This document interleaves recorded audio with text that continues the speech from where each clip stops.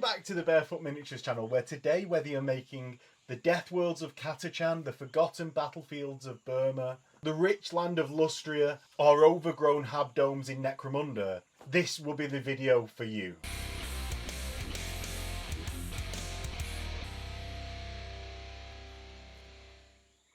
So in this video, as I said, we're going to be making jungle terrain. And it's something that I've been trying to crack for a while. I've had a few different jungle boards that you might have seen on channel. Like one of them that we made with plants that we brought back from driving up Vietnam with. And in this, I've always struggled because not coming from a country which is full of jungle, it's hard to get your eye in. But what I have found with this particular build is that Emma has been my second pair of eyes. She's from Taiwan. It's a hot jungle environment country, and she is basically looking, and she's given the mark of approval to this terrain. So I'm counting that as a win.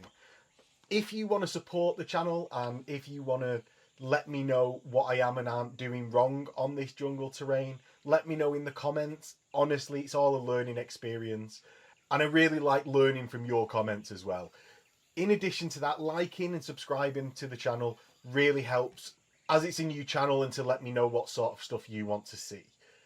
Finally, there is going to be a products list in the description where you can see everything that we've used for the build in a succinct form, and there's an affiliate link down there as well where you can buy what you're buying and support the channel in doing so.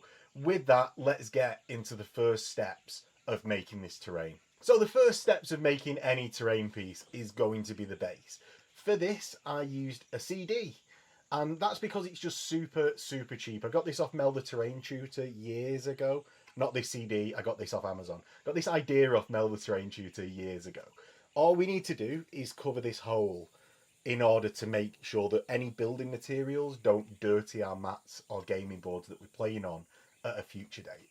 For that, I used actually the top bit of plastic from a burrito tin, but you can use blister packs. I've even used cardboard before. It all works perfectly. This was just the closest flat object that was to my hands at the time that I could cut up and make into something else. With that, I score the CD a little bit just to give it some texture of which anything else can grip on top of it. I don't know how much this helps, but it makes me feel better about doing so. Next, I just grab a rock from outside and we start building the landform. So I've just selected a rock from outside because I'm then not going to have to sculpt in any texture in order to do a ravine or little drop in the landscape and have some exposed bare rock. It makes it just really easy. I super glue it down to the base, and then we can move into making a little hillock and some landform in a more smoothed out nature. For that, I'm going to use a homemade sculptamould. I do this like so many people out there.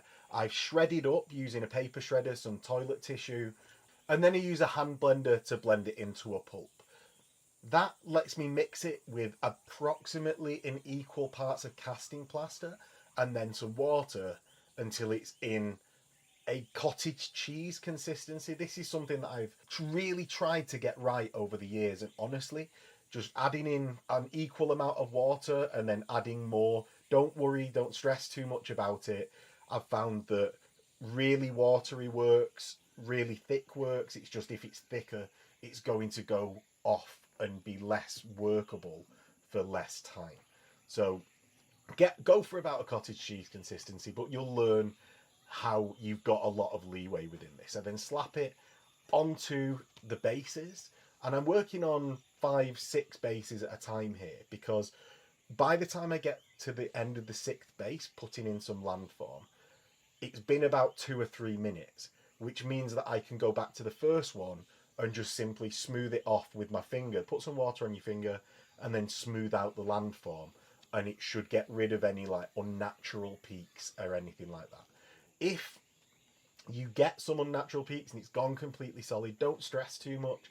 I wouldn't even bother cutting them off, but you can just really easily with a knife slice them off to make it smoother and sand it down. But I found it's more effort than it's worth doing that. Next up, these specific pieces that you're seeing in the video are for jungle objective markers for Lustria. So I'm just going to take some 3D printed totems, and glue them onto the base. Now, if you've not got a 3D printer or anything like that, you can get some fish tank accessories and they work really well. There's a range of products for fish tanks that fit really, really nicely as these like sort of Mesoamerican, I hope that's the right word, Mesoamerican totems that you can glue onto the base. I just use super glue for that or hot glue depending on what I'm feeling like at the time. And we can get into spraying and basing up our model. So I've hit this model with a trench brown and then an Ossiarch bone. It'll be in the product list below from Colourforge. And I've just sprayed it all trench brown and then given it a dusting of the Ossiarch bone colour, because that'll give me a good base for which to just stain it to get an old stone look to the model. Now, I then go into the basing materials, but you can do the oil and washes step first. I just found it worked out nicely for me, and for that I slapped PVA glue unthinned, bought in a big container from a builder's merchant, so it's as cheap as possible. I put that all over the base and then I cover it in dirt. And I find this dirt, I just got it from the ground outside, sieved it, baked it in the oven, and I find it just works perfectly for looking like dirt. Sieving it just lets you remove any bits that are too big to look believable within the scale of the model. And I find that this combination of PVA on the bottom, the dirt, and then additional ground layers which are going to require PVA just makes it really solid. I don't particularly like mixing it with grouts or anything like that because I find it stains to a different colour from the pigments within the grouts, as well as just being more rigid and breakable rather than slightly flexible as PVA is. So it's just my personal preference to use straight, uncut dirt for this step. It's then onto oil painting and washing. I'm using oils for this because I find they don't pool as much. They give a nice stain to the light spray that we put on before. And they'll also mix with each other to form sort of dirty hues across that really pristine piece that we've got currently. If you wanted to use normal washes for this, like Agrax Earthshade, things like that, acrylic washes, then you can definitely do that. I just recommend dry brushing afterwards with something like Pro Acryl Khaki is the first one that comes to mind, or a Dark Ivory colour. Really, any work, it's just to get a less flat and over-washed model. For the actual oils, you can see I'm thinning them down and I'm sort of using the same brush without washing it in order to mix the colours as I go along. I've just got a green, a black and a dark brown, and you can get any brand of oil paints and they work really well. I just inherited some Winsor & Newtons, so I might as well use those up. It's not because they're particularly better that I found for this step. And yeah, I just thin it down to an acrylic wash level of consistency, slap it on the model, don't wait for them to dry in between, and just let them mix and run into all the crevices and cracks, and it's really, really nice effect by the end of it. I'm not worrying about getting it on the basing material, and then when it dries to the touch, I can then just very quickly matte varnish it and not have to wait for the oils to dry over days and days. It's just a really quick, simple, easy step, and then we can move on to the actual lush, verdant foliage that makes these jungle pieces. So this lush, verdant foliage that I've just said, these big words for me, they're struggling and melting my brain. Now, I got these off Temu because you can just buy them in big bulk packs for really cheap. They're not labelled well, so you might make a mistake, but I find that they're cheap enough that if I make a couple of mistakes within the pack, it doesn't really matter that much. Now, I do try and sift them for scale. I tried to go for some plants with some leaves and small shrubs. I tried to go for some like long grasses and reeds, and then I tried to go for more bushy shapes and ferns. They come as really, really plastic, so I am going to paint them afterwards. With that, I'm going to get some palm trees as well. Now, Emma really reliably informs me that there's not palm trees all over the jungle. Palm trees, she says, are more planted element because they've got thin roots, they don't hang on to the soils very well, and normal jungles will be full of really bulbous trees as well, like this, also off Temu.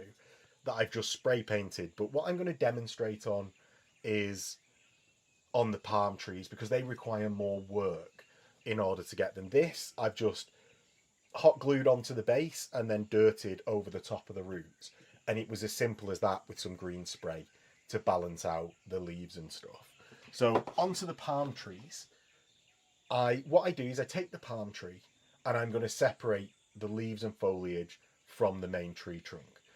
I then remove any mould lines from the model with a knife. Just, these are a bit harder plastics, so just be a bit careful with that and with your blade slipping. And then I'm going to spray paint each element individually. The trunk I'm going to do in a trench brown. Now, I don't want the colour to end up there because although there are brown trees in like the natural world, a lot of trees have a different sort of hue to them. Birches, very much like a grey colour to them. We get a lot of darker browns, greys and things like that, and our eyes just sort of see it with a slight brown hue a lot of the time, I find. So I'm going to spray them trench brown and then I'm going to dry brush them with a dark ivory. It's pro acryl this time, but you can just use any dark ivory colour to just dry brush up. And I do it once over really lightly to give it a staining of that white, and then I do a second pass in just random spots in order to where it's caught the light or dried out a bit further, and that is my painting method for the stems. The tops and the foliage we're going to paint in the same manner as the rest of the plants on the board, so let's have a look how we're going to do that. So for all the plants here, I'm going to use a couple of different colours of spray paint. If I was to go back and do it again, I just use one spray paint, which is the Death Rattle Green by Pro Acryl. I'll link the actual one in the materials list below. I start out by hot gluing all of the plants onto just pieces of cardboard so that I can just very easily spray all of them at once and just have them in a handleable amount. I've got a variety here that I'm going to do, and after that green spray, we're then going to get into giving more variance of colour to those plants. Now, I'm going to use an airbrush of Moot green for that. You could also dry brush it, but I just found airbrushing these plants much faster because I'm not changing colours or anything like that. And there's just so many surfaces on them that I can very quickly spray down from the top. If I was to do it again, as I said, I'd use one base colour and then just vary this Moot green to different colours, because I found that it would be more effective doing that just starting with a much darker green.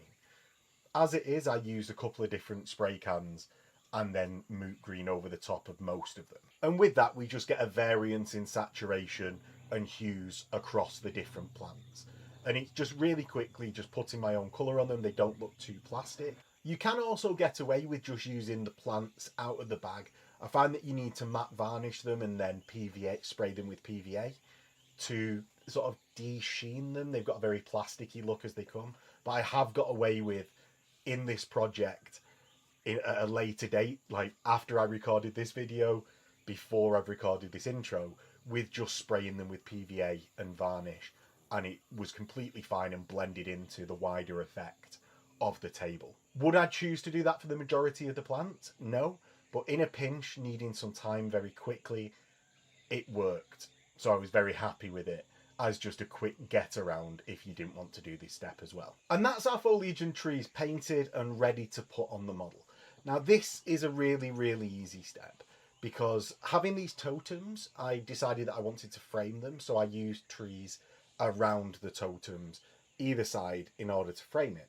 If you weren't using totems, you can just place the trees as the large pieces of interest on your bases, and then we're going to fill up the rest of the board with the verdant rest of the foliage.